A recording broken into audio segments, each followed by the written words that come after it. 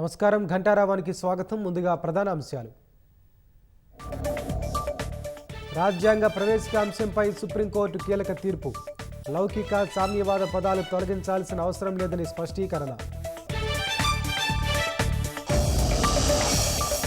CM Revanth Reddy తన బంధువుల కోసమే పనిచేస్తున్నారన్న కేటీఆర్. ఎక్కడ ప్రజలకు అన్యాయం జరిగినా ఊరుకోబోమని హెచ్చరిక.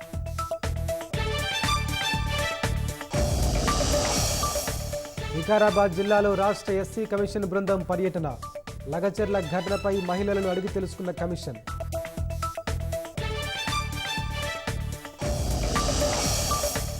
లిథువేనియాలో ఇంటిపై కుప్పకూలిన విమానం. ఎయిర్పోర్ట్లో ల్యాండ్ కావడానికి ముందే ఘటన.